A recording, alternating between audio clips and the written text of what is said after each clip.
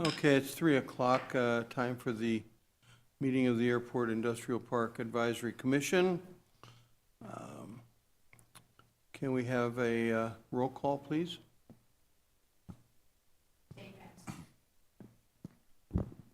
Dave Amspoker, Present. Tom Beller, Present. Tamara Seaton Cooper, Paul Gaines, Here. Brendan Lawmeister, Here. James Lorimer, Here. John Stutzman, Here. and we have full quorum. Thank you. Let's all stand for the pledge, please. I pledge allegiance to the flag of the United States of America and to the republic for which it stands, one nation, under God, indivisible, with liberty and justice for all.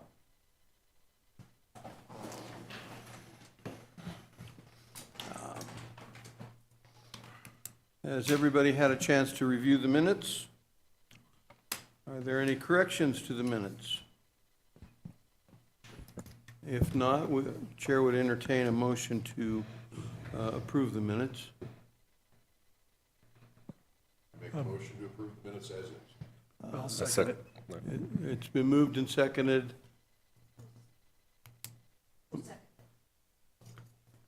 And moved and seconded to accept the minutes as they exist.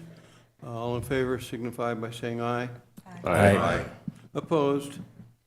It's a unanimous vote in favor. We have call to the public. Janie, have you received any requests to address the commission? We have no request. Okay, thank you. And it doesn't look like there's anybody in the gallery either. We'll move on to the action items. I'm going to turn this over to you, Vice Chairman, and you can, because I think you were the instigator in this. The discussion on ways for the commission to assist in promotion of the airport and industrial park. So something I've been thinking about a lot is what our purpose is: to advise on the airport master plan, support economic development, and promote the airport industrial park. Right now, we don't have a consistent way of bringing forward any discussions, and we risk losing that purpose. So to address this, I propose that we have public work sessions during the months we don't have regular meetings, where these sessions would be properly noticed, open to the public, and informational, fully compliant with Arizona's open meeting law. Why it matters is to keep the commission engaged and purposeful between meetings, aligns our duties under the city code, monitoring the master plan, supporting economic development, and promoting the airport. Also builds transparency and shows the community value we bring, creates the opportunity to coordinate with economic development and the advisory commission on any overlapping goals. It also begins the conversation about potential revenue generation to help fund airport and industrial park improvements. So potential work session topics that I've thought of is community events such as fly-in weekends, air races, youth/STEM aviation days, tenant open houses. Economic development can be marketing the industrial park, outreach strategy, tenant attraction, and joint efforts with economic development. Infrastructure projects such as runway and taxiway needs, utilities expansion, broadband, and shovel-ready site inventories. Revenue generations could be from leases, event revenue, partnerships, or other funding streams, and would be in exploratory nature only. So my request for today is to have everybody's input on what they think about this idea and whether it's something we as a commission might want to entertain. Vice Chair, just let you know, this part's just strictly for promotion. Okay. strictly promotion, that's what's on the actual agenda. Okay. So a lot of these items can be presented in the future. We're looking at this as being the first step. Yes. Anybody have some discussion on this? I personally am in favor of doing something like that. I don't know if every other month, maybe every quarter. But I'm open to, I think that there needs to be a program that continues with something like that about promotions, promoting the airport. I agree. Yeah, that's a good idea. So we had, go ahead. I was about to say, Commissioner Timmer, if you don't mind, just pull the mic up a little bit closer. Just for knowledge, if you can't hear yourself in the system above you, then you may need to move the mic up. Yeah, yeah, now it's green. Okay, sorry about that. Yes, I agree completely. I think that it's for promotion purposes, I think it would be perfect. And I think the time frame that you were talking would be good. I don't have a lot to directly contribute to many topics of promotions, but, you know, I was directly involved with a lot of the airfests that were out there that we did, and it hasn't happened in several years, and one of the reasons is because it does cost money to do that, and it's very tough to get sponsorship. So that was one of the inhibitors of continuing on the event, and it takes a lot of time and horsepower, and a lot of people don't have both or one or the other, and it takes a good volunteer crew to do that. But they were good events. We had you know, warbirds there that we paid to come in from all over the Southwest, and other acquaintances that had stuff that they brought in, and Tim and I and Dave, Tim Gerlach, who's a former commission member, and you know, he and I are now working on a museum that's out at the airport, and we have upcoming things that we're going to be doing to promote it, but it's not organized in like the level you're talking about. It's that we're going to be promoting the museum that we're going to be presenting to council, by the way, in the coming month, about in a month from now, our very large, ambitious project that's going to be a heck of a promoter for the airport once it gets going. But as far as these other ideas that you have, I mean, I'm willing to offer opinions or help. You were saying like air races. I think that you mentioned, I think Doug mentioned that you mentioned like a Route 66 kind of race from eastern Arizona to here during the centennial, which is next year. Yeah, to have something tie into that. Right. So I'm willing to give assistance for that, but I'm going to be busy next year too, doing other stuff as well. But I think it's not a bad idea. I think if someone can get a hold of that and go from like Holbrook or whatever the furthest east airport there is, maybe Williams, I'm not sure, I don't recall now, but Kingman being the furthest to the west on 66 will be the final stop. Be like a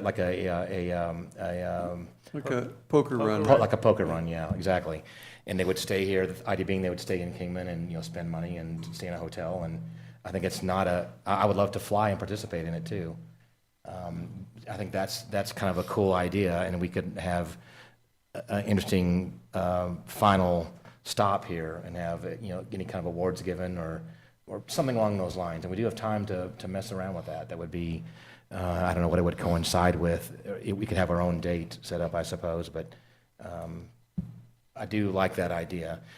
Other stuff too, but as far as I was mentioning before, our museum and different activities that we're going to be having, so I'm personally kind of busy with other side stuff, but it's not in a cohesive way that I think you're presenting. But I'm willing to help if I can. My biggest thoughts on the whole thing is what events or what things can be done to promote or to do something that doesn't cost a lot of money but is going to potentially maybe bring in outside people, because, you know, people spending money within Kingman is great, but, you know, how can we capture those people that are traveling, coming through, or that, you know, maybe they don't know about us very well? You know, how do we promote Kingman? How do we promote the airport and industrial park? Like, what options do we have? What things have maybe people not thought of or have thought of, but just didn't have a place to bring it up and discuss it? So that would be the reason for this subcommittee, or you're talking about, right? To figure that, to talk, not right now, I guess. The working sessions. Purpose of it, the work sessions, yeah. Okay. I and Paul were very involved in both airfests, and they are as Paul stated, extremely expensive. We did not have any flying acts, and that's why it was not called an air show. Getting the insurance is one of the biggest expenses, and I'm sure the city would like us to have insurance if we did something like that. And just paying for the fly-in acts. If you got someone doing aerobatics, it's $10,000-$20,000. Oh, yeah, You yeah. know. So to do that, and by the way, the Bullhead Airport put on one a couple years ago. They were scheduling to do one last year, and they canceled it because of the expense. And they have commercial traffic. Yeah, it's going to be every other year now, I believe, is what they're going to be trying to do.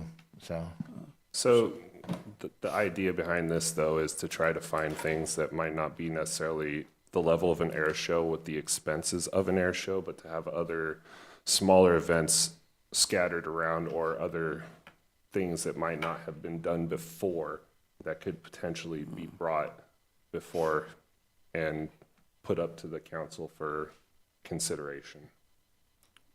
Well, I don't think,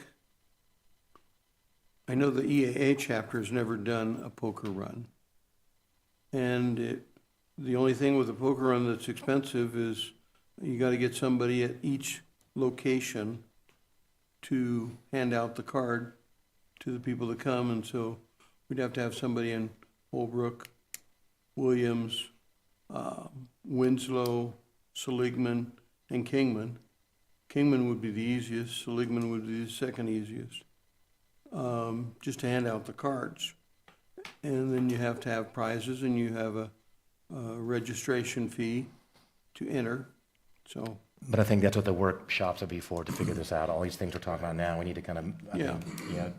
to agree that we're going to have that perhaps and work on it or Other than something. that, I can't think of anything that would not be really expensive to do to promote the airport. Well, and I think with some of these workshop meetings, there might be some attention given to the industrial park side of it. Sure. It's not aviation related, because we have so many employers out there that when you talk to the population around here, a lot of them don't even know that the companies that are out there. Right. They have no idea, and I being from the employment industry, recruiting talent, is coming from the outside, and that might be something that could be supplemented along with some type of a promotion of the aviation side. So there needs to be a balance in the growth, because we all know that communities that grow, airports just grow. And I think that there could be, there's so much growth that we're hearing about, and we'll hear more about it today from Doug with what's going on with the land release, that, with the museum, those kind of things. I mean, we're going to be showcased eventually outside of this little area. And I do think that's an important reason why we shouldn't have the economic development crew and try to maybe potentially even incorporate some of our activities with their commission as well, if stuff overlaps or if there's any other ideas that come from them or come from us that they can take and run with that comes out of these workshops. I think that would be a mutual benefit for the entire city.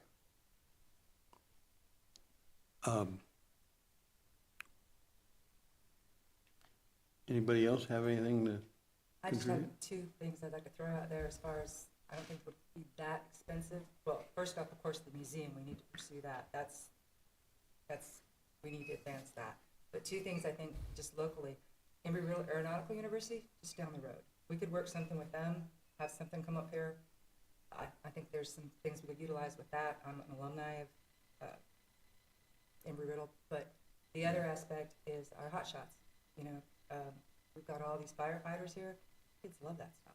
And, just to get something locally, maybe do something with them, to enhance that aspect. I don't know, just two ideas.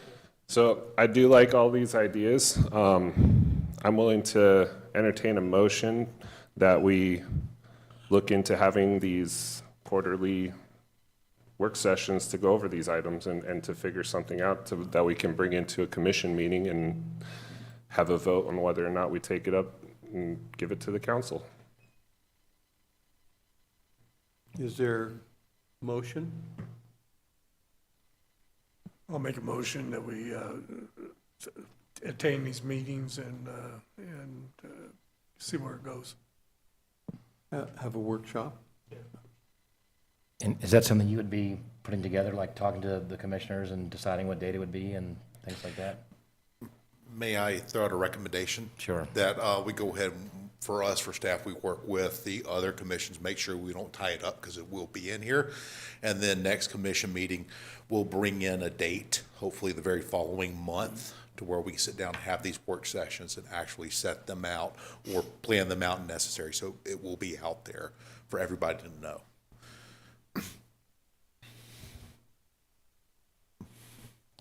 I mean, I'm good with that.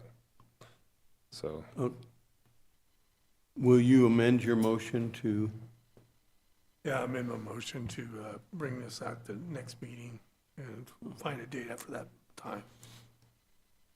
and Tom, are you amending your second? I'll second it. Thanks. All in favor signify by saying aye. I, Opposed? Ayes have it, carries. Next is the vacant portion of the terminal. Did everybody get a chance to look this over?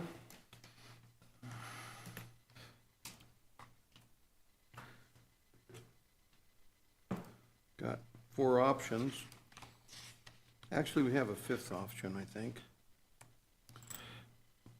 I'm going to go out on a limb here and think, I think this was ridiculously expensive to take out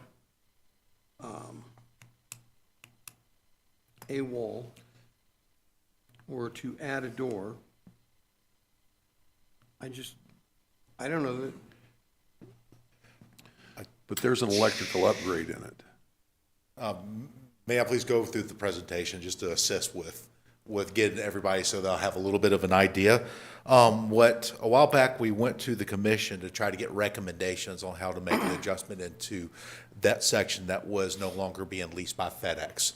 We were getting as many recommendations as possible because what we do is we're also marketing that section to businesses, other nonprofit organizations, and if it comes down to it in the future, we'll put up a little bit of extra cash and get it refurbished and make it look a little bit better to increase the chances of it being leased or used. So with that being said, just bringing these pictures back up for references of that room so you get an idea of the state. As you notice, the ceiling's extremely low. It's about less or a little bit over 6 feet. Drop ceilings. The electrical is not very conducive to development unless if you go through and do some wiring. The hallway is completely different toned. It does have the newer tone that was made inside of the terminal building, but beyond that, nothing else has really been done inside the actual office space. Some of the siding on the sides of the office space, the wood panels are coming off. So this kind of gives you, gives you an idea of, it's 163 square feet. It was occupied by FedEx. Now, we added the other additional square footage in there because a lot of the commissions brought out some recommendations, and we wanted to use that to kind of give you an idea of the additional square footage and the overall cost of these improvements. With a lot of these improvements, keep in mind these are very rough estimates. If the individuals that said that if you want more thorough estimates, we're going to have to get the as-built and go through the electrical and basically almost do a bidding process. And whenever you have that, a lot of times they're already asking for, hey, do we have a job? And we just said, no, we're just looking for rough estimates right now. So yeah, the estimates can be off a little bit. But the primary cost of this was replacing the drywall with new interior painting, upgrade the electrical and HVAC system. When you lift up those panels, you look at the top, you'll see there's almost, it is not exactly in the best condition above those panels. And we were looking at raising the ceiling so it's as open, as large space as the pilot's lounge and as large of a space as the actual terminal building. But when we lifted that up, it's it's, how can we say, it's not pretty at all. The HVAC system's opened up, you could visually see that, you see wires going everywhere. The lighting electrical's almost no longer there, we'll have to raise that. New flooring, ripping up the carpet, doing matching flooring with the rest of the building.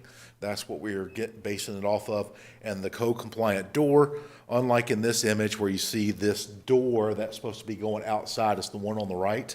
It actually swings interior, so we'll have to get that switched. That door's actually a little bit shorter than a standard door due to how low the ceilings are in that location. And it's wider, it's a door that was designed to maneuver cargo in and out. So that was getting that actual door frame back into spec. So with that, just improving just the vacant office space, they provided an estimate around $68,000. That was the first option that the commission recommended. The other option that the commission did was just doing the same thing, but adding an additional doorstop, which is going to be around $74,000. So raising the roof, adding an additional door into the pilot's lounge. That was $74,000 also. So it's the same thing as the first option, just adding an additional door. Now, 72 was just removing the wall. And we asked that, and they said, look, it's just, all that you're doing is just tearing down a wall for a door and just matching everything. It really doesn't cost that much. There's not much electrical in there. It's actually could be done fairly quickly. So if we did that, we add that to the pilot's lounge and kind of made that little nook right there as a sleeping space or a dining space or something along that line. It will increase the pilot's lounge to 369 square feet. Option 4, which was actually taking the planning area or the pilot's lounge extension and just added it into the vacant office space and maybe leave that door right there. So it's all the same things as option 1, but as you see, we're just gonna have to go into and add it into the vacant office space right there and just merging the two. And they came back at around 72,000 was their rough estimate. Who did these estimates? It was Orr, Toby Orr? T.R. Orr, that did the real rough estimates for us. Now, keep in mind, these are really rough estimates. Right. And what we're actually looking at, we're already using some of these estimates because we do have potential businesses that are already eyeing us. And if they do decide, then that means we don't have to pay for it. We could just give them, it's a rough estimate for them to go off of. So you've got businesses looking to occupy the office space? Quite possibly. Okay. While they have another building or another infrastructure being built, we're just right now in discussions regarding that, sir. And what is that space, what do you plan that space to rent for? We'll have to get another appraisal on it. So you have no idea? We have no appraisal at this present time. We usually don't go after appraisals for those properties until we get a LOI, letter of intent. Well, I know they turned the previous city manager turned down a request that the commission made to have additional shade tie downs because it wouldn't pay for itself quickly enough, in his opinion. And 163 square feet, I don't know what you think you can rent that for, but it's going to take quite a while to get that money back if we have to pay this as well. I would think. I was shocked by the price. But if the person's coming in to rent, we're not paying for these, are we? No, the goal is to have them do it. Yeah. So then we'd just be collecting rent off an improved space. And they will be improving it, and then after the end of their lease, if they don't wish to renew it, then it comes back to the airport. However, all of these designs have access to the Pilot's Lounge. If you're renting it out to somebody from the industrial park, they don't need access to the Pilot's Lounge. Well, I think these are just our estimates, though. I don't think these are what the business would be doing. Option 1 does not have access to the pilot's lounge. Yeah. And option 1 is the least expensive. And Chair, if, keep in mind, depending on the business and their needs, so let's say if they do say, hey, we need a little bit more space, then option 4, we could do something similar, but just remove that additional door right there if they need more space. So there's ways we can work with this. You'd lose the preparation room for the pilots. Yes, from what we noticed, we rarely have people that go in there due to the fact that a lot of the stuff Well, is that's done because- on iPads. Isn't that kind of because there's no water in the refrigerator half the time? No, it's not the water issue, it's not the food and drinks, it's just that we do have an FBO that does provide a 24/7 opening Pilot's Lounge, that do provide a courtesy car, that does provide food, beverages, and drinks and so forth. And granted, when we got the Pilot's Lounge, we did not have that. We did not have that at the time. I've also seen, I think, the flight school set up, or some instructors set up a little bit in the main part of the pilot's lounge, where they'll have a whiteboard and a couple students in there where they're going over how they're going to do their pattern work and whatnot. And the other additional space that has the drafting table in that I throw in my other used sectional maps in there every now and then is just such a small area. I agree that it's not really used very much either. The main space is, I'm glad to see people in there. When they're in there using it, it's great. You know, I go in there, oh, excuse me, I had no idea you guys are in here and having a meeting about their groundwork and that kind of thing. So it's good that they're using it when they do. We do every now and then. I will see Emory-Riddle staff in there, and they're usually just debriefing right after fueling. But for a lot of their planning and so forth, it's all done online now. It's all done on computers. Mm-hmm.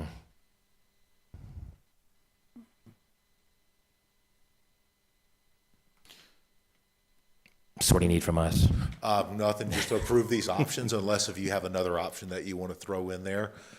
Because we're going to be using these 4 options to market, so forth. And if we ever do come up to a time where we are going to make an adjustment in there, then we'll come back with the commission for if the airport's actually going to spend its own money on actually improving it. So it's not your goal today to pick one of the 4 designs? No, sir. The goal overall was to get multiple recommendations. I like the idea of if you got somebody that's gonna rent it and they're gonna do the improvements, that would be ideal. Yeah. I agree. I think that would be the best way to go, because I certainly don't see that that's the best expenditure of our money at the airport. And it appears that it's over $300 a foot to do the remodel. You could build a new build for $300 a foot. So I think the real cost of the TI would be cheaper. Toby will work with you. We're also kind of looking at it from a standpoint of maybe if this group decides to go ahead and come in and use that space temporarily, they'll have it for a few years while they're waiting on their actual larger build out. If that's the case, then what we can do is once we actually get the appraisal amount, we could drop it, make it worth their money, and then we get it back. One thing that we are starting to see now with a lot of these military operations is just the need to lease a smaller office space temporarily while they operate out of. So that can be possibly after that turned into a small little rental center, where if we do have a business that's just coming in, wants to do a temporary lease, then they could do that temporary lease, and then once they either move on or get a new business, or their business is done here in Kingman, then they can move out. So do we need a motion? At this point, do we need a motion? I don't see that there's anything to move on. It's just a motion for those 4 recommendations, approving those 4 recommendations and using those items for future planning and businesses. I make a motion to approve those 4 options. I'll second. Been moved and seconded that we accept those 4 options. All in favor signify by saying aye. Aye. Opposed? Motion carries.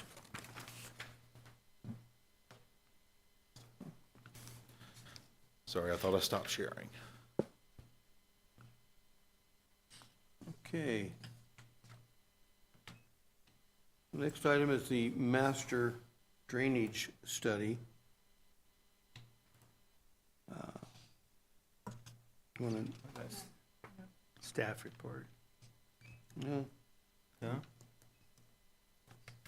staff reports, well, on mine it says master drainage. Okay, staff reports.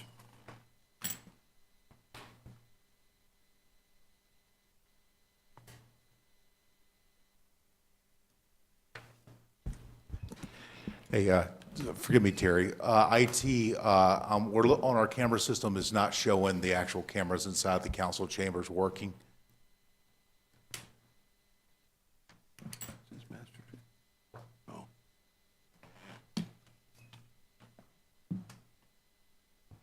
On the bottom of the page. Yeah, Hard to see. he's got it.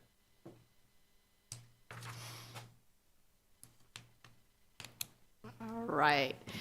Good afternoon, Chair, Vice Chair, Commissioners. It's good to be here. I am Terry Curtis, City of Kingman Economic Development Project Manager out at the Industrial Park and Airport.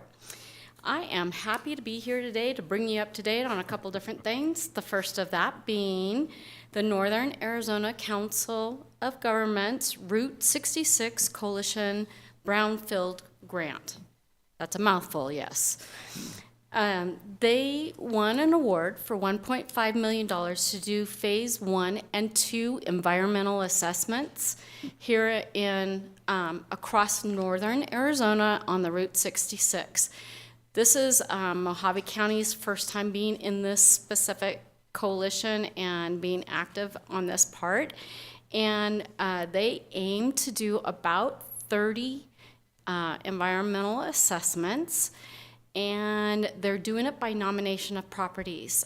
They are looking for hazardous material, lead, asbestos, underground storage tanks, and those type of things, and looking to see if some of those hazardous materials are out there and if they exist. If they find in the Phase 1 that there are some potential hazards, then they move to Phase 2 to find the extent of that.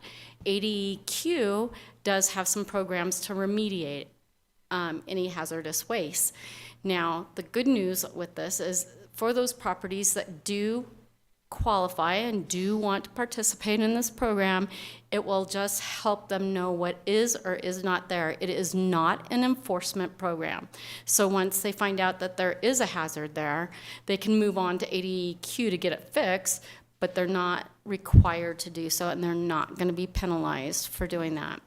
So as excited as I was about this program, I nominated the Airport and Industrial Park former landfill area that's at the north end. We have been accepted and approved, and they came out and assessed the property on Friday. So they worked through their first part of their assessments. I'm sure there'll be a full report, and we'll probably be moving on to Phase 2 environmental assessment. If you have some specific questions about that, Doug was here when they were here, so he did get a little bit more information than I did. But we're super excited that there's some opportunity to remediate that former landfill area, both on the airport side and the industrial park side. So it's a fairly large area that they're encompassing there. Was that your idea to apply for that? Yes, Thank you. you're welcome. Thank you so much. I do We have work as a team, though, you guys.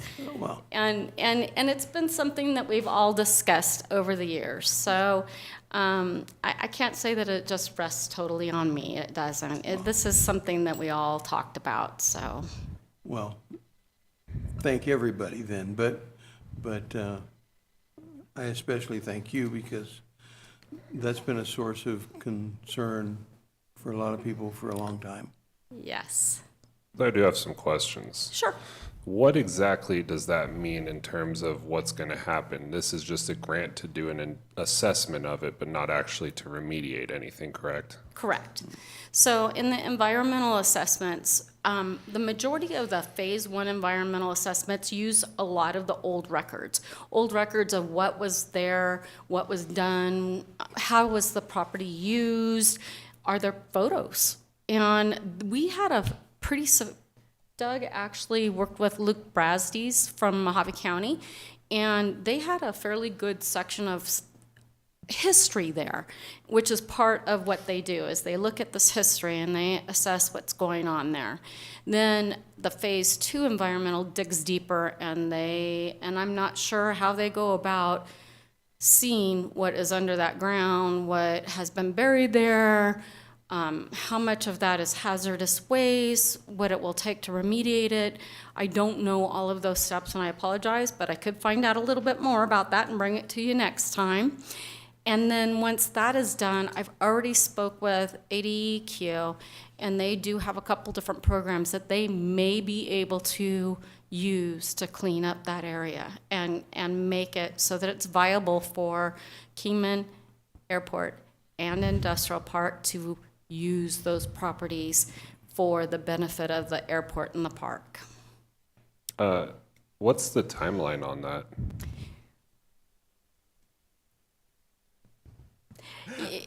It just depends on, some of it depends on the assessments themselves. How long is it going to take to find out exactly everything that's involved? This first assessment, they got out here really quick. I nominated the property 2 weeks ago, and it was immediately approved, and they got out here within a week. So they've done after an the initial approval. evaluation right now, you're saying? They've come out and done initial, Doug will fill you in on what Okay. they did at this point in time. They So- walked the property. So Um, give you a little bit of input. I thought this was interesting through having a conversation with them. In the past, we originally thought this property was created by the U.S. military, and what turns out it was not. It was opened up by the county in the late 70s. With that being said, that actually opens us up for the Brownsville grants that Terry went after and she managed to get.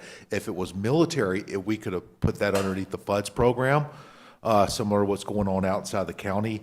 But since it wasn't, it immediately moved over to ADEQ. They came out, they took some pictures. We gave them all the information we had regarding what was buried there and what was done in the past. Both written information that we knew what happened and others which was just verbal from people who've lived inside the area and worked at the airport for a number of years. We gave that to them, so they're going to take that information and even go through some other records to double verify, and then from there, it goes through one of their processes before we get the invitation or the ability to apply for Phase 2. We don't have to apply for the Phase 2. It automatically will move on to that. So if there are other things that ADEQ is looking at potentially doing to help remediate the area, how come they just haven't done this before? You would have to speak to them about that. I don't know. Okay. I was just curious. I didn't know Yeah, if this I was have no something that idea. you guys Didn't- had asked about or anything worries. like that.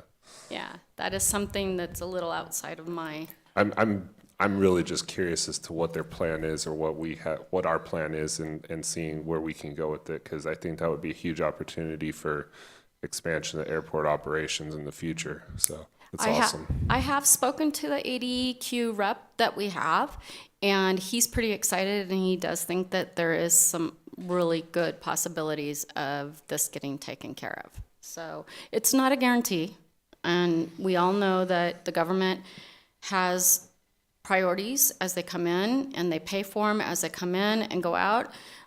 Right now, they have funds. When all this gets said and done, they may not. I don't know. And all we can do is just hopefully keep moving through the processes and get there. That's my goal. and it's a pretty good sized area. There's some It good is. areas for large hangars or whatever up there in that spot, so. Well, I appreciate the effort. Oh. Okay. Any more questions? Okay, so next we're working on business retention and expansion efforts in the industrial park and the airfield airport businesses. We've sent out a recent survey to find out where everybody is, what they're doing, how we can count that into our economic impact. There will be an aggregate report done after this is completed, and we have been working very closely with Mojave County Economic Development in this process. We've been going out and doing the surveys together, so it's been pretty exciting, and we have gotten a lot of very positive news and positive feedback from the businesses that we have talked to out there, and have some scheduled visits coming up that I'm pretty excited about. And like I said, it's both on the industrial park and the aeronautical side of things. Any questions about that? Yes, actually. I know this says for business retention and expansion, but is there anything that has to do with developing or helping to foster like a business that might just be getting started, like something homegrown from Kingman? That's probably going to fit better into our shared co-work space that we're working on getting. But we're always here for any company that comes in or reaches out to us as far as wanting to locate. A lot of times when we have companies that are thinking about locating here, they reach out to us and say, what properties do you have available? Are they rail served? Are they large enough for my facility? This is what I'm thinking about doing. So we work with them to kind of visualize that and buy into it. And then after they get here, we connect them with workforce. We connect them with Mojave County Development Services. We connect them with the rail. Whoever it is that they need, that's what we do. That's what economic development does. So my question is a little bit different than that, because you're talking about from outside coming into Kingman. I'm talking about are there any programs or anything in Kingman, like say if somebody, for example, somebody graduates from high school, goes to NAU, comes back and decides they want to open up a manufacturing business for whatever reason. Is there anything in the area here that helps develop that? Absolutely. Mojave College has a program called Small Business Development Center, and they work very closely with small businesses. Now, small business can have 500 employees, but that might be the only branch. So that puts it in that category of small business. But they will help them develop a business plan. They will help them and direct them to finances. They will explore feasibility. What you're thinking about doing, will that work in this area? They have the ability to study those types of things. Does that better answer? Kind of. So you guys working with them when businesses are looking to do stuff like that? We do. We refer to them when there is that type of a need. Okay. Yeah, that answers my question. I didn't know if you guys were directly doing it or if you were kind of working with other groups to facilitate that. And when we get into the shared co-workspace, they are going to be occupying that with us so that we can bring all of us together in one room where they'll be able to talk about those type of things. We're pretty excited about all these different opportunities that are culminating here with all of these projects and everything. That is exciting. Thank you. Anything else? Yeah, do you know when would it be possible when there's going to be some big event in the industrial park to let us know in advance? I try to push out emails to everybody that's on my list. If you're not on my list, let me know. I'll make sure you get on my list. Okay. But I try to push those out on a regular basis when I know about them. I know the college building is about finished. And I'm assuming they're gonna have a ribbon cutting or a grand opening and I think They it would be are. good for, Today was their first day of college classes. there. Yay! Today, yes, was their first set of classes. So And do they you know did when have, they're gonna have that grand opening? Aren't they waiting for the facade to be completed first? Yes, they're waiting for the facade to be completed, and then they had to coordinate that with the governor coming out here and doing the ribbon cutting, and it's scheduled for the end of September. That's So- awesome. I'll look forward to hearing from you. Yeah, I think it's the 24th or, September 24th, yeah, yes. that's what I heard. I think. They don't have a time yet. Do you have anything else? I have all kinds of things. Keep going. Okay, so, as you know, we're working on our economic development strategic plan and getting an update on that. That does look at the FAA land release, some of the ideas that need to go with marketing that, how some of the steps that we need to take to be active and promoting and just following through so that we maximize everything that we can with all of our assets throughout the city. But the industrial park and the airport are there. In this report, it's not completely finalized at this point. We will be taking it to city council, I believe in the second city council meeting of September, which I think is on the 16th. So that's coming up. Any questions on that? As far as what you guys are taking up there, is there any information that we can have, maybe some advisory capacity for you guys input on at all? I can send that out to you, but we don't have another meeting scheduled, and we didn't have the drafts completed to the point that I could have presented them today.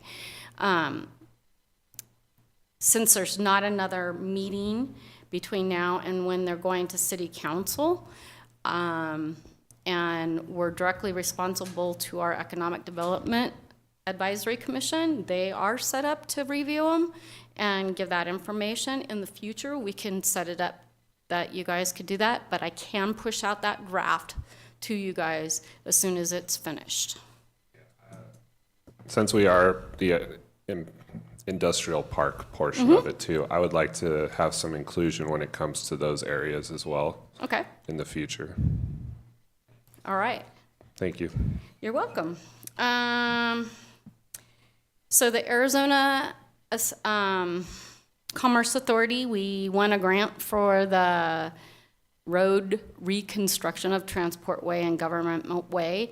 As I have given a couple of other updates in the past, right now what we are is in the stage where the county, the city have provided comments on the engineering plans. They have gone back to the engineer. They expect to have those plans back addressing all the comments by the end of this week, I believe. And then they'll just have to be reapproved. Then we'll start going out to a bidding process, select a company to do the construction. We're hoping that it is not cost prohibitive that we can only do one of the roads because we only have a certain amount of money that we got from the ESP grant. So we're hoping that both roads will be able to be done and completed through the grant. If not, we're going to have to go out one more time to get that taken care of. But we hope to be awarding this by November and under construction somewhere during the winter.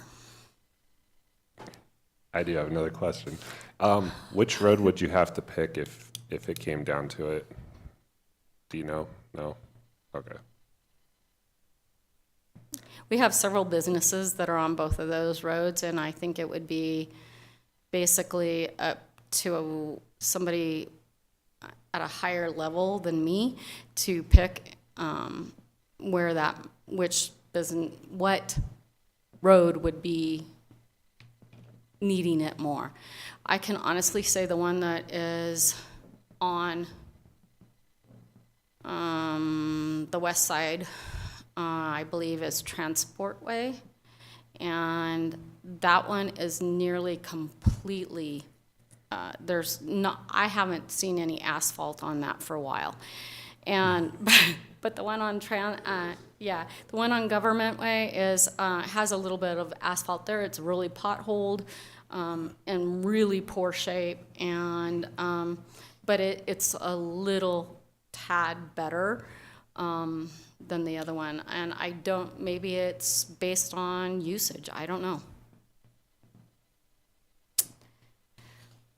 Okay,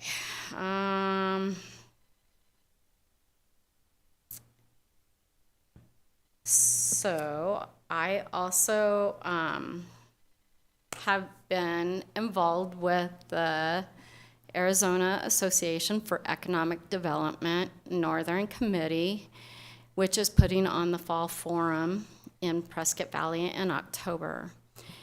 We are not sponsoring, but organizing a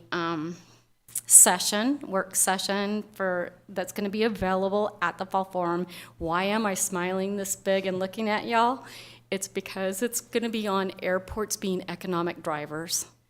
And we have a fabulous group of people that are going to be coming in to speak about this.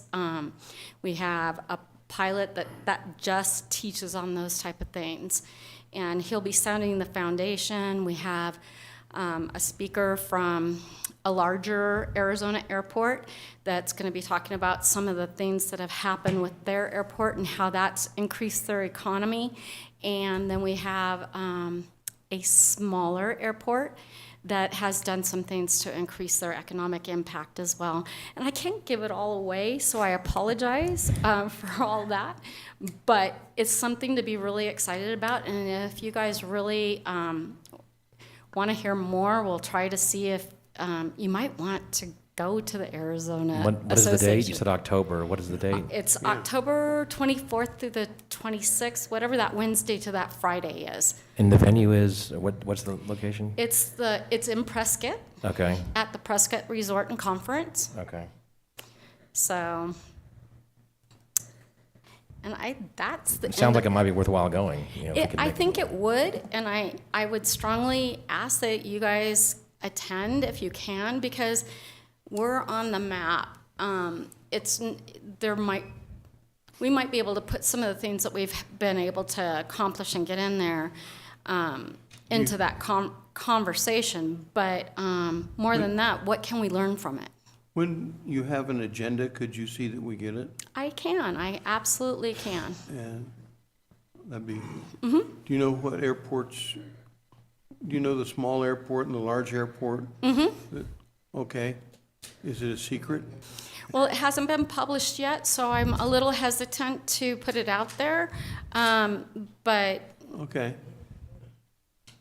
let's talk about it later. okay. How's that sound? We'll get back to you. on Okay. Anything else, you guys? I do have one more question. I would like to know if it's possible for me to be invited or involved in some of the more airport or industrial park like events or things that are happening, if that's possible. Let's talk outside of this, okay? Okay. Thank you.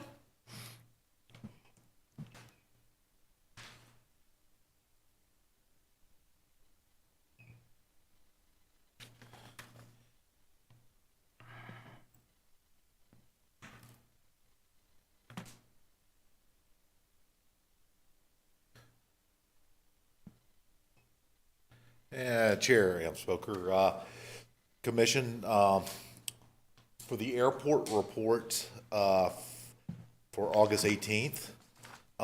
Airport development, there's a couple items that I'm going to add on to this that's not a part of this right here, but I will speak on the development. We are still in speaking with them of finalizing the layout and the actual rates and fees that will be applied to this mass development.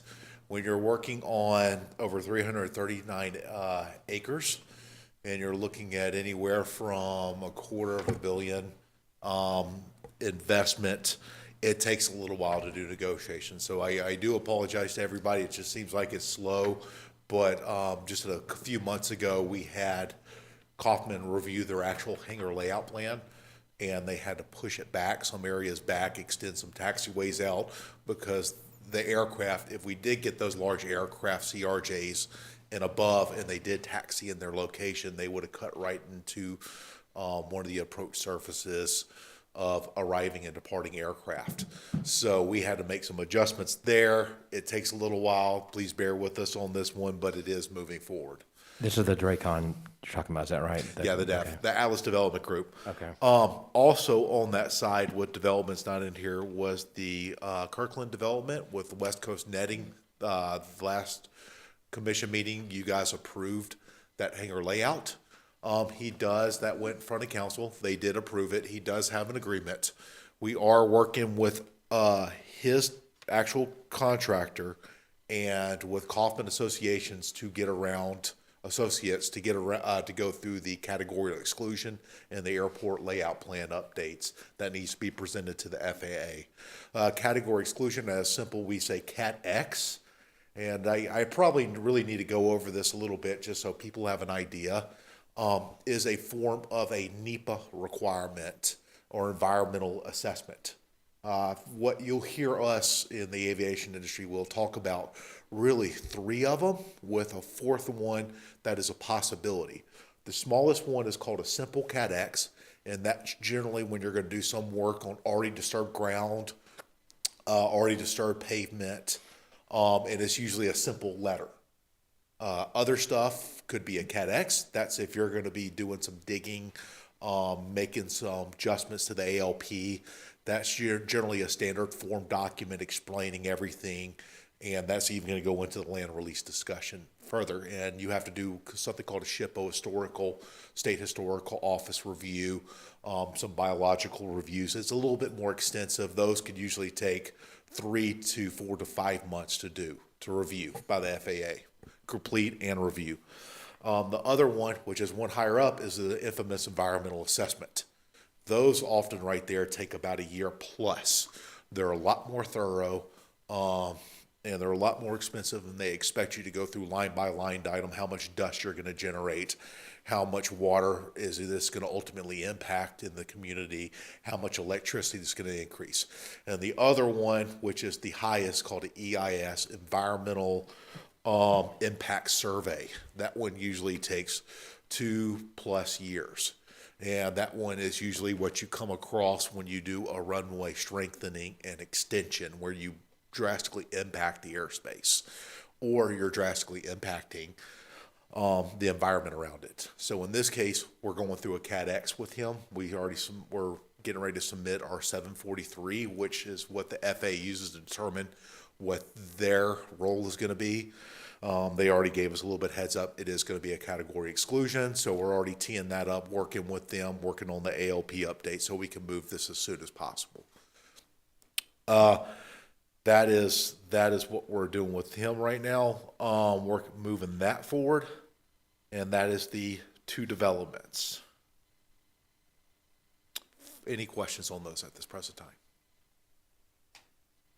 For actual projects, as people have noticed, Taxiway Bravo reconstruction has started on August the 4th. We gave them 75 days to construct. What they're going to be shooting for is with Sunbelt is Sunland is to construct it within 45 days. It's going to be a tall order, but they believe they could do it. And if anybody has noticed, they have already removed the older asphalt, all the old concrete. I know some individuals were asking me why remove the concrete. Turns out some of the sub-base underneath the concrete has eroded. It is gone, so we couldn't just shave it off, add additional asphalt over the top. It was already compromised, so we actually had to remove it all. It doesn't do any impacts to the actual total cost of the project, which I completely forgot the total cost of the project. I have to bring that back up. Wasn't that included, the complete removal of the concrete was included in the bid? So it would not increase the cost? That is correct. We were trying to see if we could hope to save some of it. Oh. And put that over the top, because if you can, it provides a much steadier more solid sub-base. base, yeah. One interesting thing is like when you work at a lot of airports, you'll see larger airports and they'll see asphalt over the taxiway, but you'll see these perfect triangle cuts or cracks forming in the asphalt. That's because underneath them is actual concrete, anywhere 10 by 20, 20 by 15 foot, and it's called reflective cracking, where the joints of that concrete comes up and reflects on the top of the asphalt. The upside is it allows you to handle a little bit heavier aircraft if that concrete underneath is not compromised. So they're already doing some ground hardening test strips starting today. If that goes forward, then they'll do some asphalt test strips in the near future, and we can move forward on time and schedule. So that, real happy about that project. Draw site close update. We finally closed out all payments and everything for the draw site.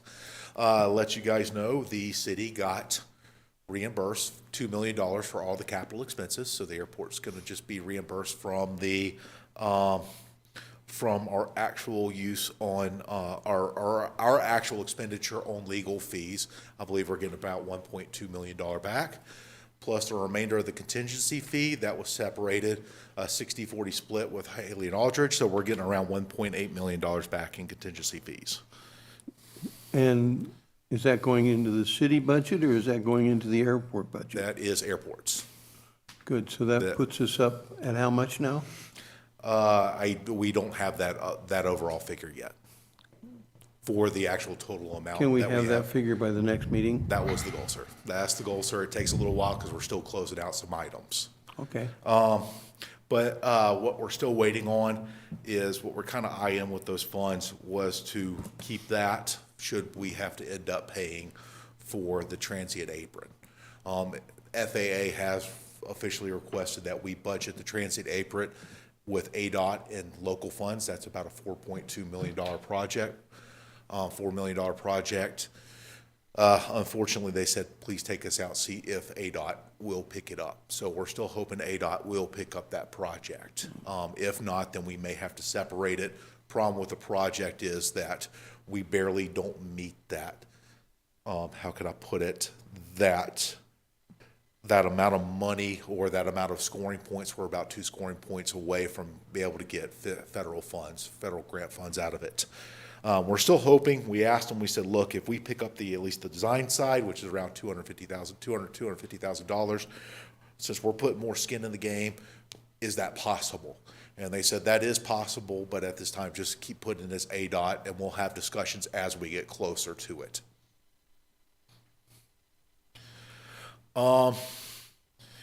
Taxiway D, we received 75% of the design for Taxiway D. Staff is still reviewing those designs. That project looks like the actual construction is going to be broken up into 2 at the request of the FAA. So we are currently reviewing that at this present time, the actual construction design. Once we review it, that goes to ADOT, FAA for their review. If they're okay with the 75% review, then it gets submitted, then it gets pushed out as 90% plans, and then we go out for bid. Pappy project, we're currently done with 90% review. We're in the process of creating the actual request for proposals to have all the Pappies replaced. We did have one section where we had some power control unit boxes that were inside of the primary runway safety object-free area. We're gonna have to move that out. So the project has had a little bit of adjustment, but we're still below the $500,000 that was given to us, estimated given to us by ADOT.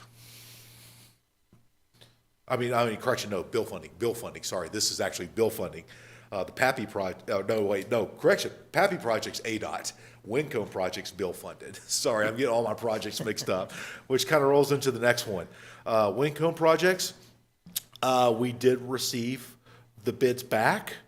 We did have a bid that came well below the budget. I gotta forgive me, I left that. It's actually on our bidding website, the city's OpenGov. And we submitted that to the FAA, and we're waiting on the FAA to come back with the grant for their 90% share, then followed by ADOT, which will be 5%, so we only have to pick up 5% of that. And what that project's gonna do is move some of our wind cones outside of the object-free area of the runway. Any other questions? All right, next one, navigational aids, lights and design grant. This right here, we provided the grant application to the FAA to move forward with the design phase. CNS has a contract. We took that contract, we added into the grant, we submitted the application to the FAA. So we're just waiting to receive the grant back from them. Once we get the grant, sign that, then we reach over to ADOT for them to provide their grant. This is going to include redoing all the taxiway lights. This is going to include the signs. This is going to be including adding new rails onto the runways, all runways this time, runway identification lights, and some new regulators for our electrical vaults. So we're going to be getting a whole new electrical system, thank God. I know a lot of people sit back and say, why do we need to get new regulators? Because when you're stepping down to LEDs, they don't draw as much power, and we connect those to our current regulators, they'll start overheating. So we just can't switch over to LEDs. We got to still use the older incandescents until we get an entire new system in. Next one, a couple little things. We budgeted for a new sweeper for this fiscal year. Our staff is currently working with our fleet department to start the process for procurement of a new sweeper. Our older sweeper is just not cutting up to the task. It's breaking down here and there. When it sucks up that grit and that gravel, it goes to the actual hoses and pumps and pipes in the system and actually wears and tears and just cuts holes into our sweeper. So we just like, hey, it's time to get a new one.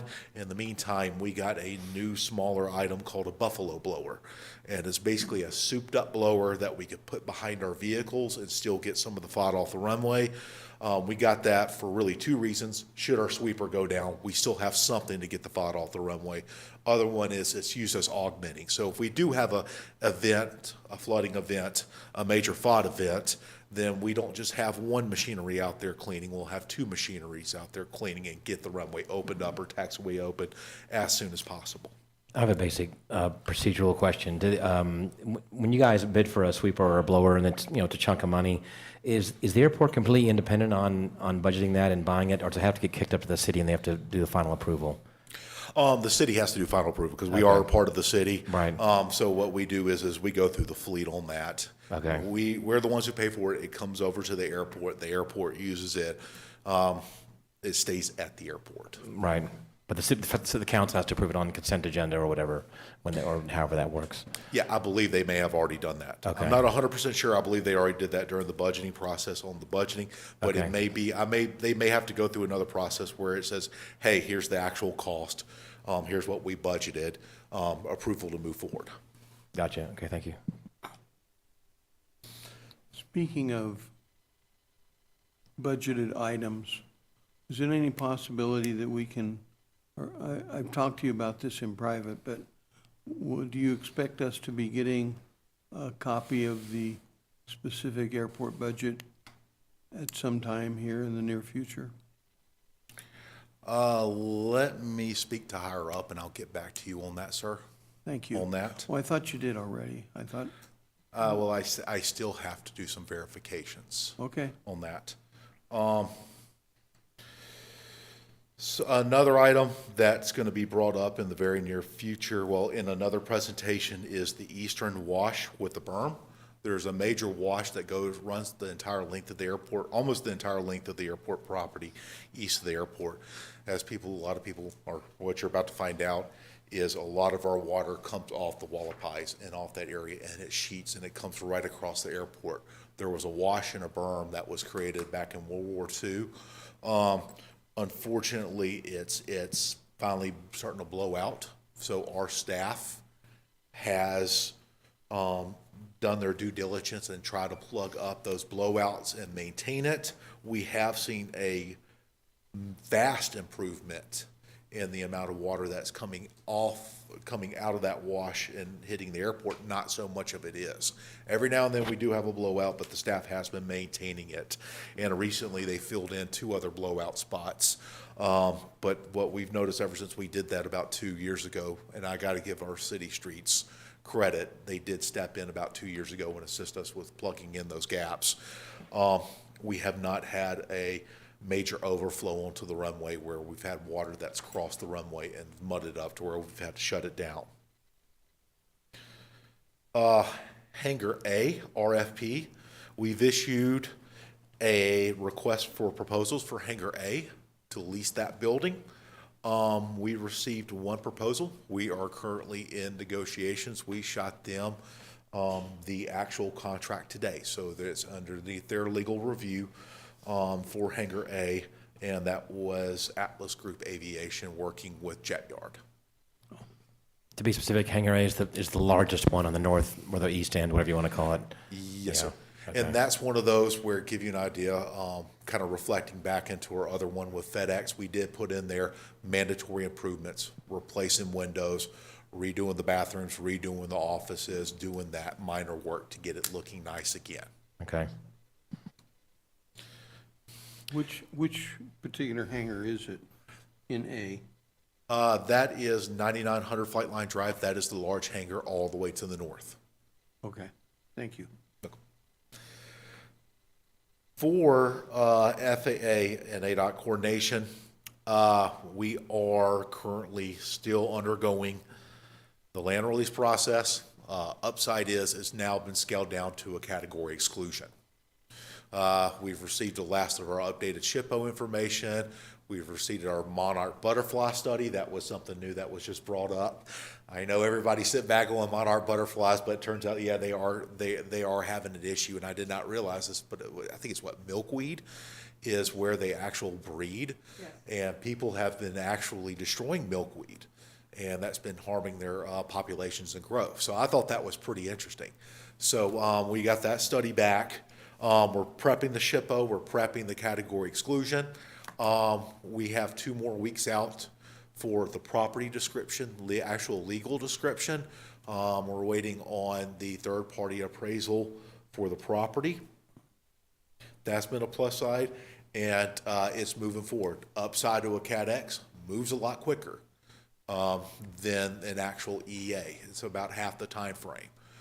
We also, what's going to end up being in the newspaper is we are issuing a notice that we will be or possibly doing some work in some flood control area. That's building roads, that's building utilities, sewer lines. That's going to be published in the newspaper. So if anybody has any questions or concerns, my email will be in there. Please, if you do email me with your questions or your recommendation of supporting this or not supporting it, please title it so it makes it a little bit easier for me to find. Because we've had some people in the past when it comes to those public comment periods where they didn't even title it and they just stated support or didn't support. And it's very difficult for us to keep track of that because we got to keep track of that and give that to the FAA and include Mojave County Flood District. Any questions? Okay, hangar occupancy wait list. Executive hangar A, is not available. We have 5 hangars. All 5 are occupied with 6 on a wait list. For B and C hangars, we actually have 2 opened. We have 6 on the wait list. What we found out was that we had some individuals that are unable to move in.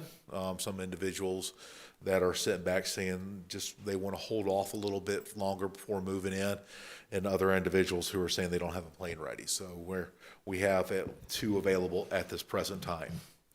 For the D hangar, out of the 10, we have 2 available also. Same thing with 2 individuals. They said they are not ready to accept those hangars yet due to various financial reasons. Cover tie downs, all 10 are occupied, and we have 1 individual on the wait list.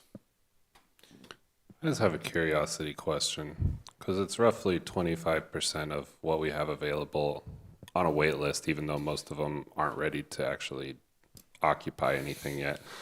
But do we have like any criteria for what it would take to expand hangar capacity in the future?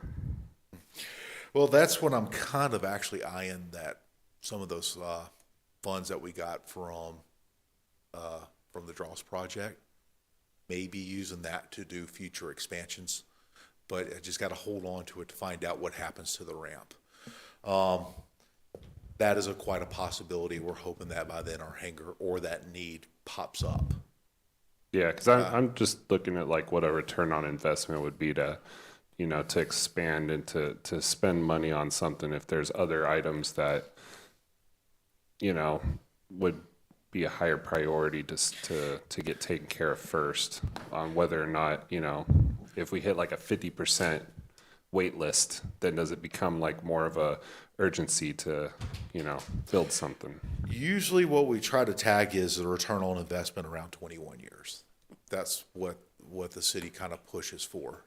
And the good news on Rob, all these right now, all these hangars, I believe, are all paid for at this point, right? So it's They're all all paid for. profit per se, whatever you want to call it. Yeah, and then after that, it's just maintenance and Yeah. repair. The biggest thing about it is that one hangar that we did see, or that we did bring it forth, we're looking at that one costing 80 by 100 square foot hangar costing around 1.4 million. So if you take that and you apply that to those hangars, and then you're got to look at doing our current lease rate of those hangars being about 370 something bucks a month, electrical costs, so forth, and you use that, you kind of, from there, you kind of try to take a look at and see what your return on investment's going to be. So do we have any rate reviews or anything that'll be coming up to look at this stuff? We are currently, I have some staff looking at some of our rates and analyzing what other airports are doing at this present time. Who in your staff does the leasing? That would be Tracy. She is our leasing coordinator. She has given the assignment to go out there and take a look at some of the lease rates around Arizona. Any other questions? Once you guys do that, are you coming back to us to kind of go over them like you did with the options with the extra storage or office space rather? I gotta ask some higher ups, because in the actual city code, they took budgeting out of your guys in the financial. That would have to be a question that I gotta run by the city attorney. Okay. Actual revenue. This is towards the end of last fiscal year, which ended in June 30th, 2025. The airport itself generated $1.795 million in revenue. Out of that revenue, we expended $1.662 million, or we went through about 83.8% of our operational budget. For the industrial park, we generated $198,550. Out of that, we have expended $31,423 in operations and maintenance budget, which was 41.9% of that budget. We kind of inflated that one a little bit with anticipation of getting at least the land release or some form of that done by now, but unfortunately we did not, so we didn't have to go through as much of that budget. The other one is, so total, the airport and the industrial park made $1,994,277. Out of that, operations and maintenance budget, we expended $1,693,600. So the difference of 300,000 goes into the reserve at the airport? It goes into the airport's enterprise fund. Yes, sir. Thank you.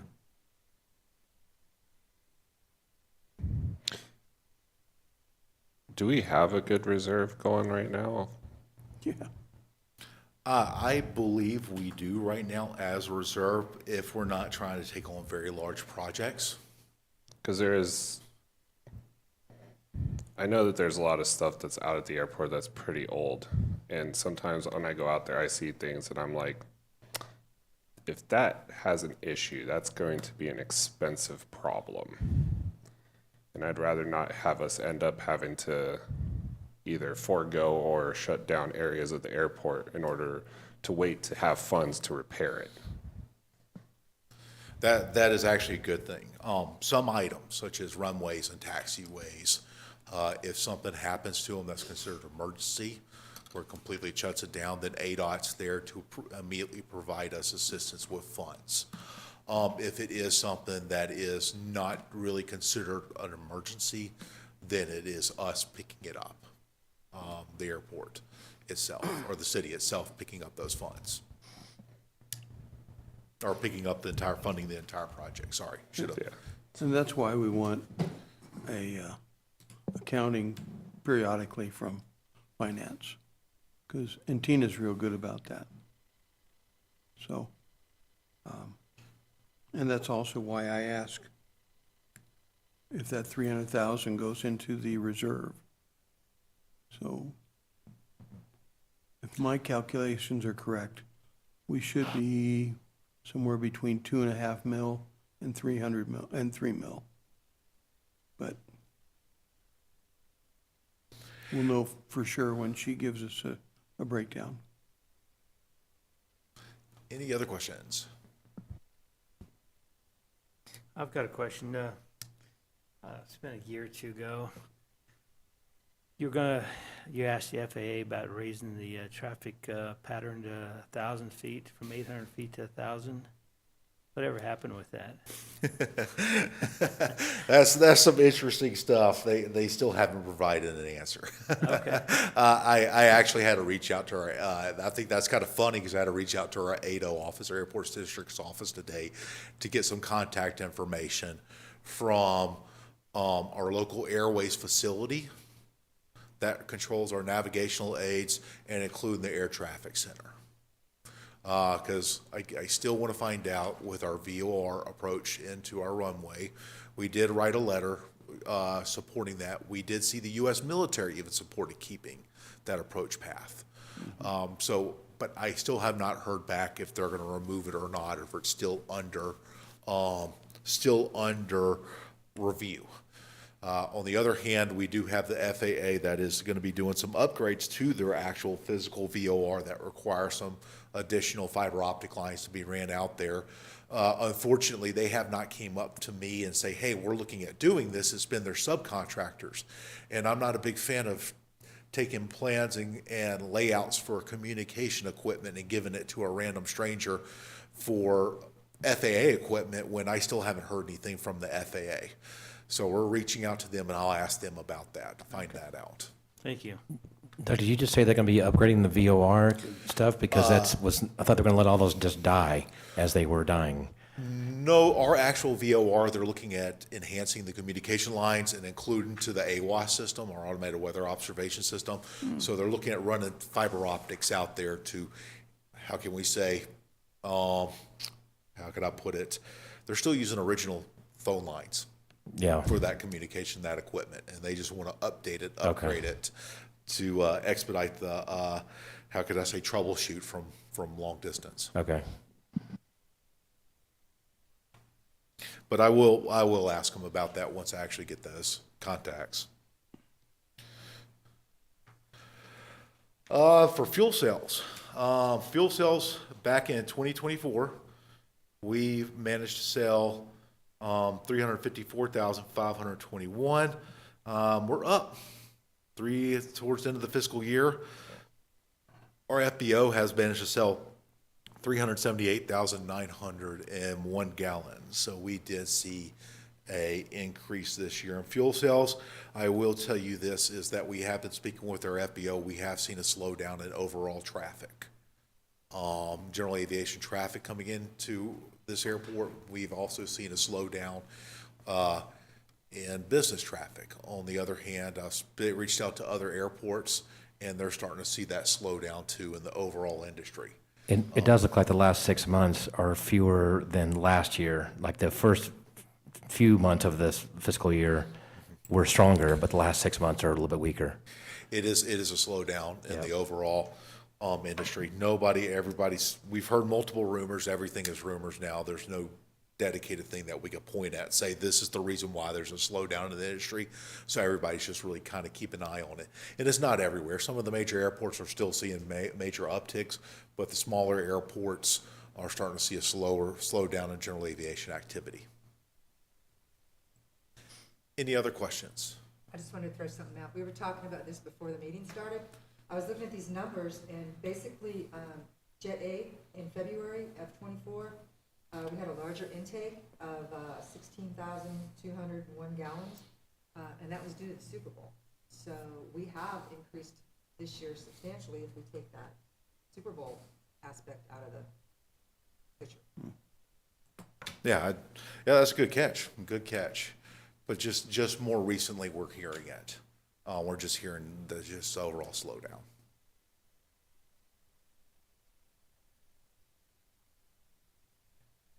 Any other? Okay.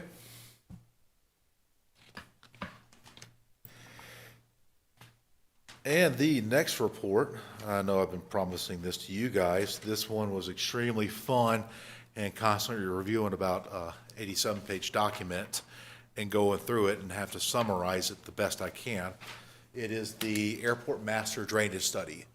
Back in April, we received the final drainage study for the airport explaining what a 100-year impact will do to the airport, how to mitigate against those flooding issues.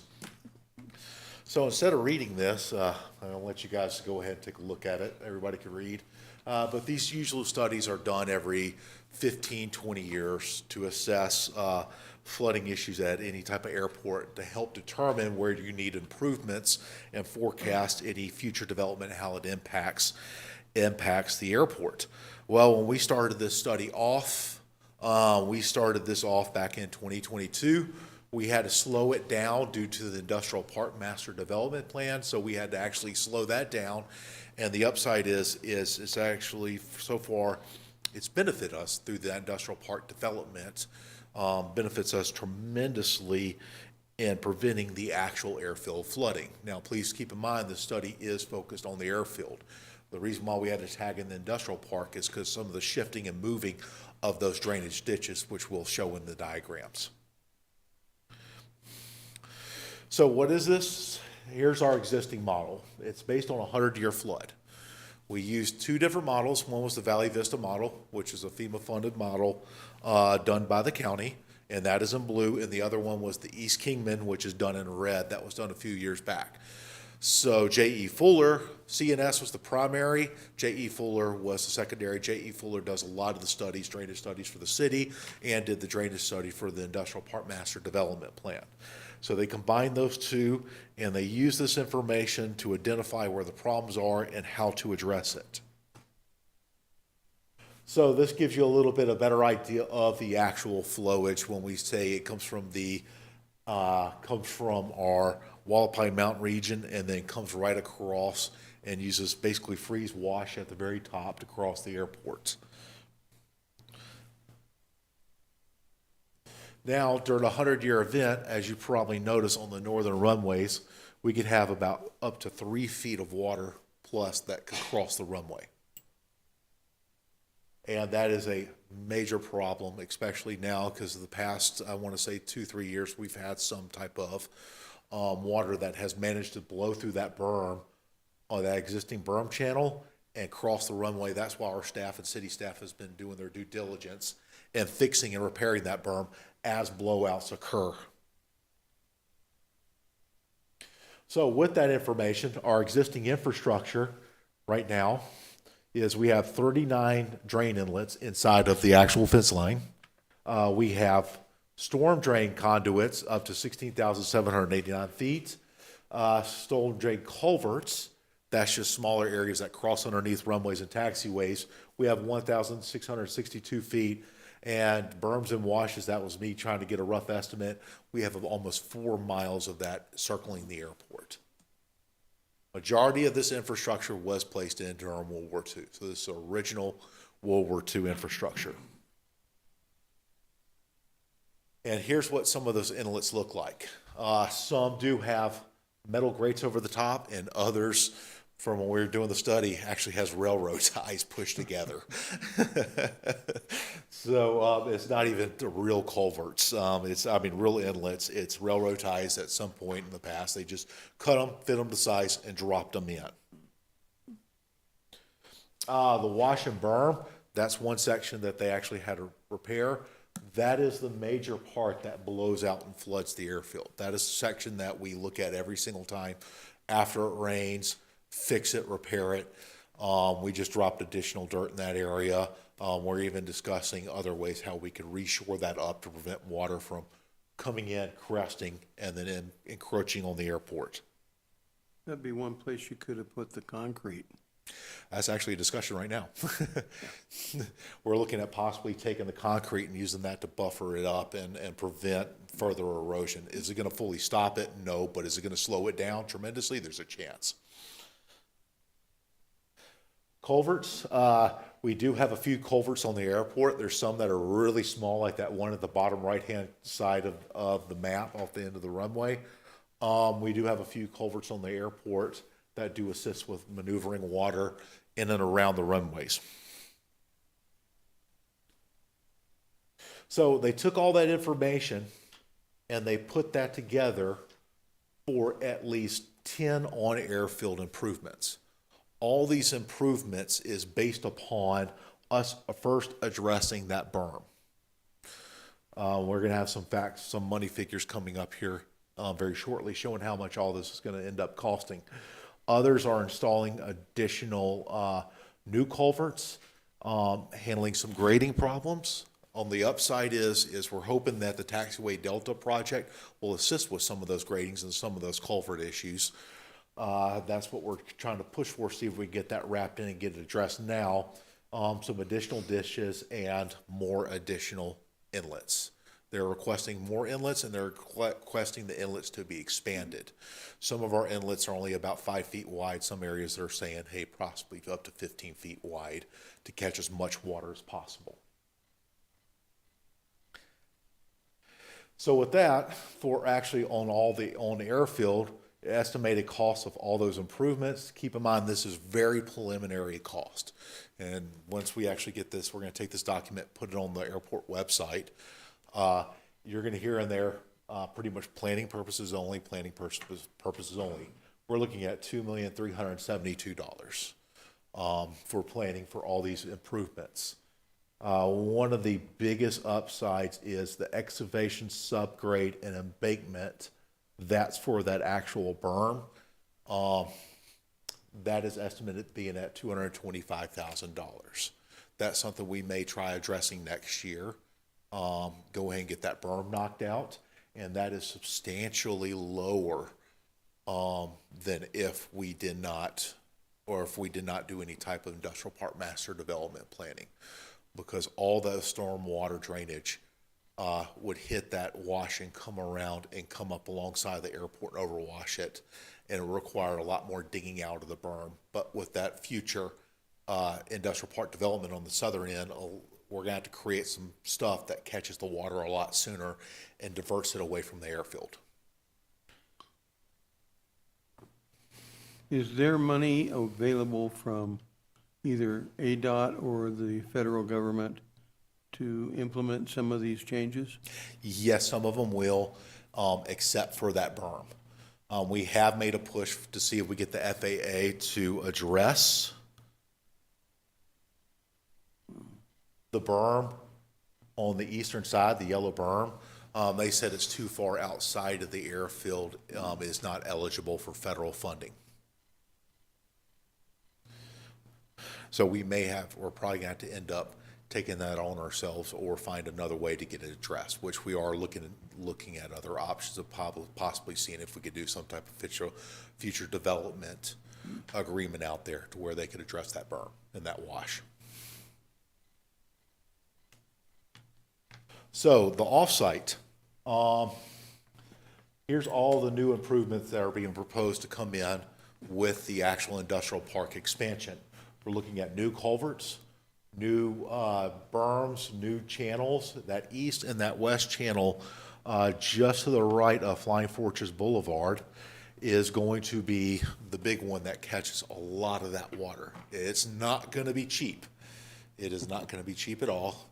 And fortunately, it's going to be somebody else's, it's going to have to figure out a way how to have that thing paid.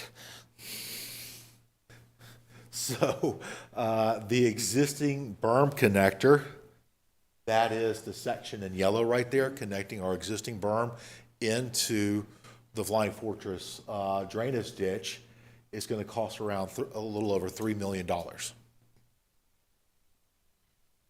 The second one, which is going to be that east and west channel, that's going to catch, sorry if I'm bouncing back and forth a good bit, that's going to catch all that water off to the east.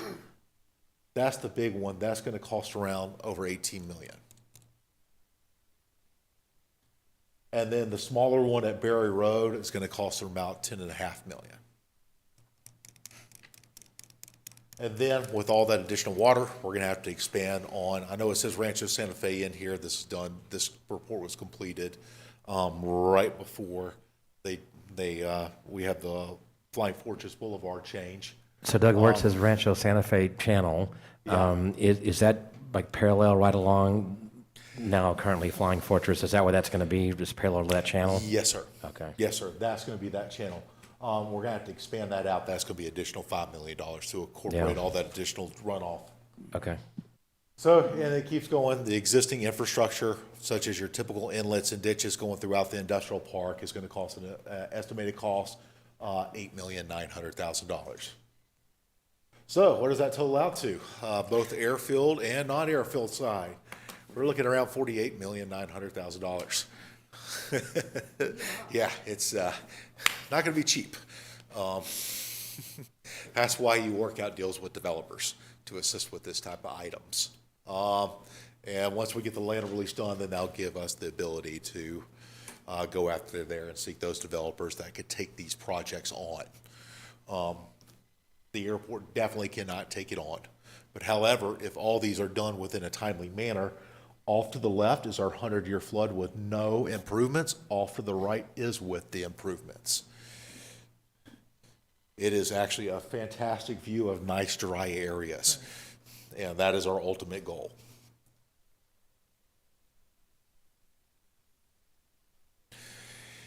Any question from something that just requires just money?